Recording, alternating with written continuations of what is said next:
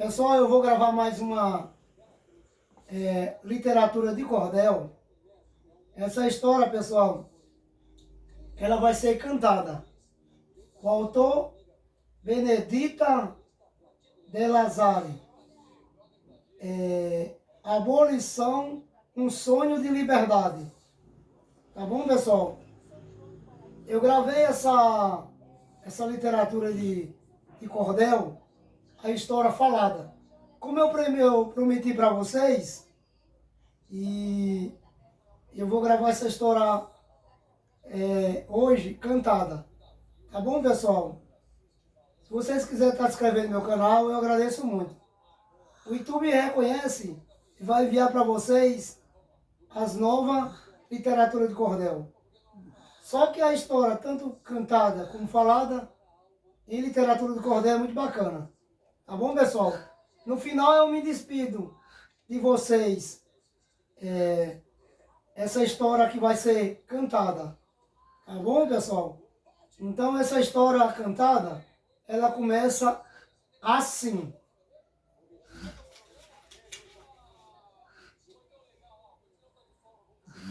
A história do Brasil estudei com atenção para falar de um movimento durante a escravidão. Um sonho de liberdade, a saga da abolição. A lembrança de Palmares, que ninguém mais esqueceu. E muitos outros quilômetros, a sua força renasceu. É o regime escravagista, aos poucos se enfraqueceu. A resistência passiva da mulher escravizada, ensinando a sua cultura para toda a criançada. A nova geração sendo por ela educada.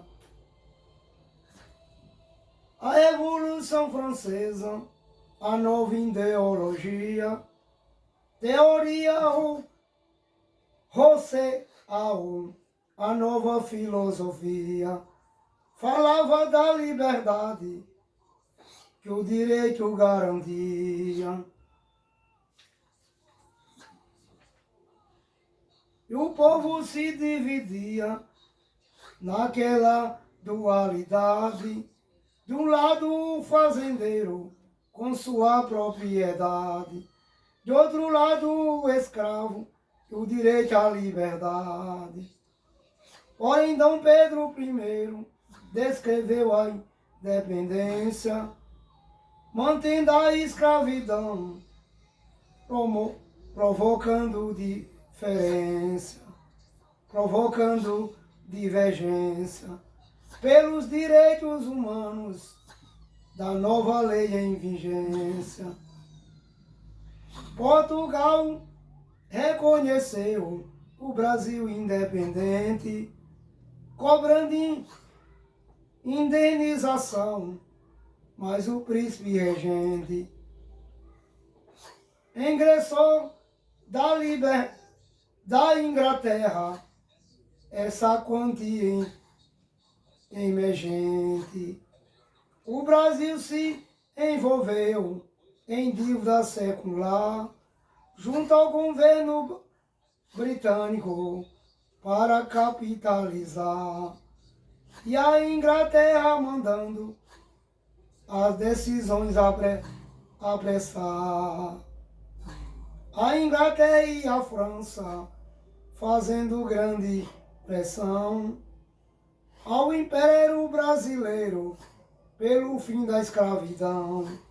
Tomou forma um movimento pela emancipação. Com a lei de 31, o Brasil tenta parar com os navios negreiros, o tráfico em alto mar. Mas o traficante ilustre queria continuar. Respeitando essa lei, o negreiro circulava, nem a voz do imperador o povo não escutava. Através do contrabando, o tráfico se prolongava. Leia Eusébio de Queiroz veio com mais energia, punindo severamente aquele que não cumpria e considerando o crime ato de pirataria. Os liberais questionavam como Constituição que defendia os direitos do homem e do cidadão poderia ignorar o negro na escravidão. Foi crescendo lentamente o ideal de liberdade entre jovens estudantes vindo da universidade e alguns republicanos falando da igualdade. Poetas e romancistas da nossa literatura, criando seus personagens, incentivando a leitura, trazia para as famílias o tema da escravatura. Alguns abolicionistas, em destaque nacional, Luiz Gama Castro Alves, no cenário cultural, Nambuco André Rebouças, escrevendo no jornal. Joaquim Manel de Macedo, nessa luta vem somar. Veio Gonçalves Dias e Rui Barbosa ajudar. Também Juvenal Galeno, um poeta popular. Com o Bettencourt de Sampaio e o Trajano Galvão, Henrique de Barcelon, pela conscientização. João Cândido e Martins, levando a informação. O jovem Antônio Bento, montado no seu corcel, libertando os escravos do fazendeiro cruel. O José de Patrocínio e a princesa Isabel. O imperador do Brasil pede ao Conselho de Estado, em sua fala no trono, para ser deliberado, um bom projeto de lei para que fosse aprovado.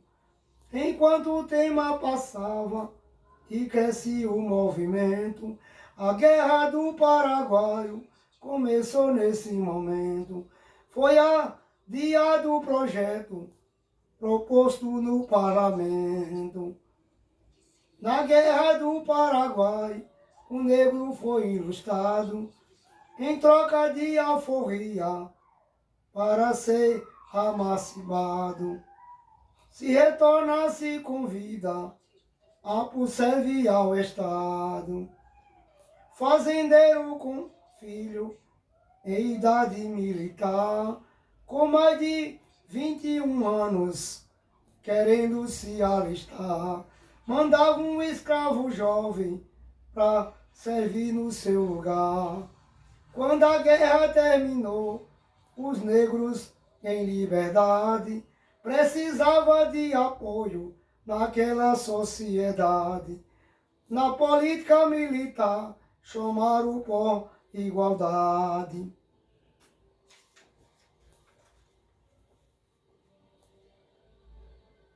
O escravo fugitivo, que servia como soldado, lutando por alforria, para ser amancipado. Na volta foi perseguido, sendo até capturado. Mas o chefe de polícia expedia circular, proibindo os fazendeiros de prender e escravizar. Um voluntário da prata que na guerra foi lutar. O jornalista fazia grande mobilização, levando as novas ideias a toda a população. Aparece nos jornais palavra abolição.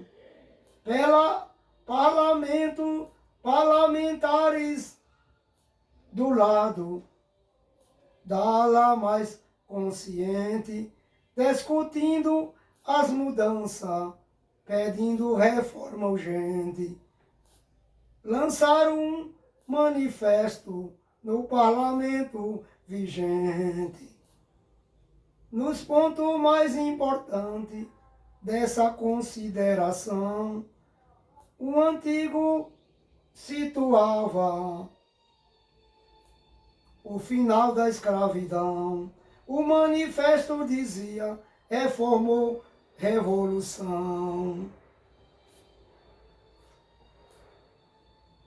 Nos grandes centros urbanos, as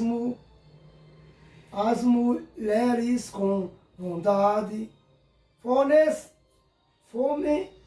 fomentavam um movimento em sua comunidade, quermesse beneficente para a solidariedade.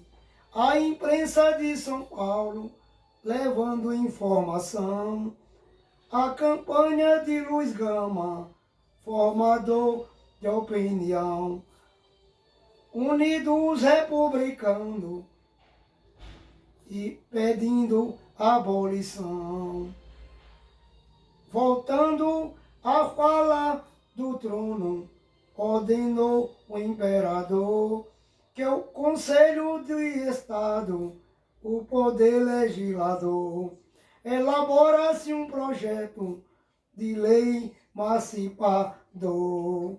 Visconde do Rio Branco apresentou um projeto para a lei do ventre livre, julgando em voto direto da Câmara e no Senado, publicando um decreto.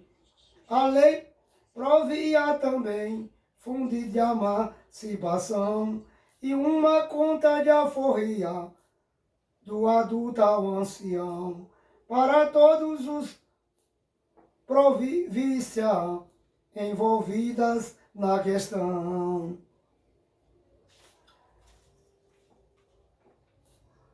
A igreja foi convocada para fazer o batizado do negro recém-nascido, para ficar registrado no livro do nascimento e fornecer atestado. A imigração europeia, o motivo principal para que os conservadores concordassem afinal, começando o que chamaram abolição gradual. Pensaram ter esfriado a animação popular nessa lenta transição para confronto a evitar. E o povo continuava campanha a reforçar. Os caifazes progrediam na sua programação. Grupo de Antônio Bento, no jornal A Redação, chamando para lutar pela emancipação. Junto com os estudantes, em recurso paliativo, organizava campanhas, coletava donativos e comprovava alforrias para o escravo fugitivo. E comprava a alforria para o escravo fugitivo.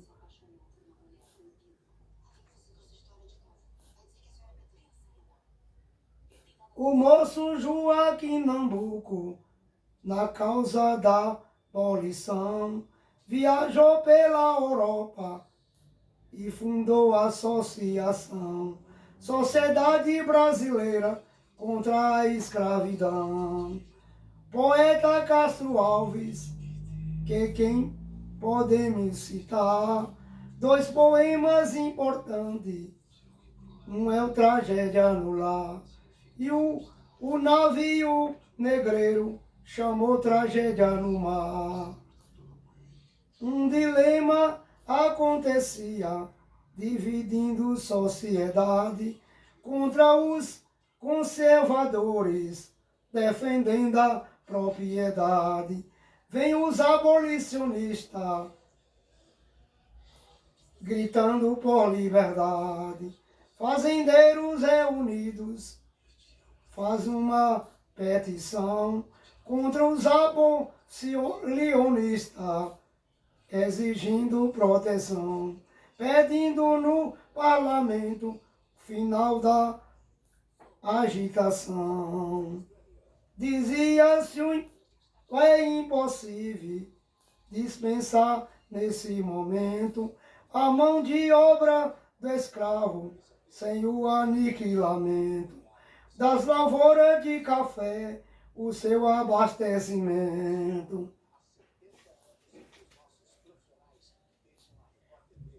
Os fazendeiros pediram ao governo da nação, por cada escravo liberto, uma indenização. E nesse fiel contexto que começa a imigração, no século XIX, essa mudança importante, aquela sociedade de escravo e escravizante, somou-se trabalho livre do europeu imigrante. Mas os poucos imigrantes que moravam na cidade, junto aos abolicionistas, cultivava a amizade, passando a defender o ideal liberdade. E o rico fazendeiro então se desesperava, cada escravo que fugia, sua fortuna minguava, perdendo autoridade que ninguém mais respeitava. Alguns senhores propunham ao escravo aforreado, continua trabalhando em prazo determinado, na colheita de café, conforme era combinado.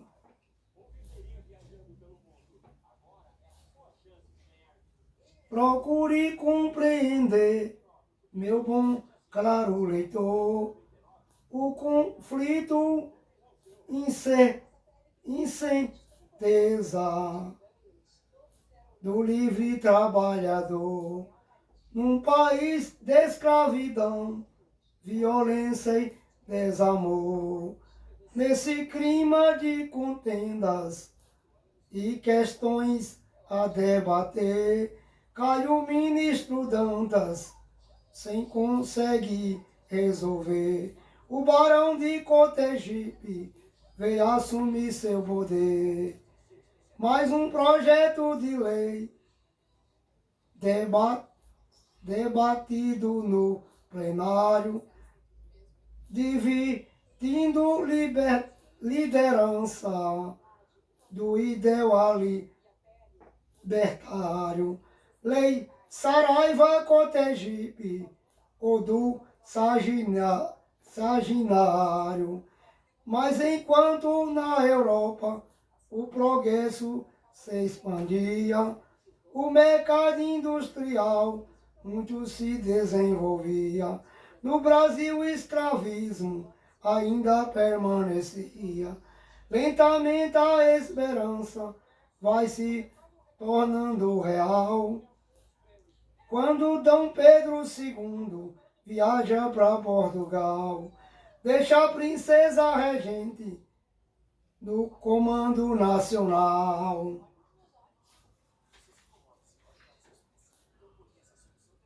Em sua fala no trono, na urgência, no momento, a princesa Isabel convocou o parlamento para libertar os negros sem qualquer adiantamento. Finalmente uma lei foi proposta, aprovada, no dia 13 de maio, assinada, publicada. Grande comemoração nessa data foi marcada, com a chamada Lei Áurea, consolida a abolição, termina logo a campanha, começa a libertação. Que o mercado de trabalho investe na imigração. Os fazendeiros encontraram um jeito de protestar, tornaram-se republicanos e deixaram de apoiar o imperador do Brasil e a Liga Parlamentar. A escravidão terminou, mas o latifundiário, mantendo a posse de terra do velho sistema agrário, sem distribuição de renda, num estado autoritário.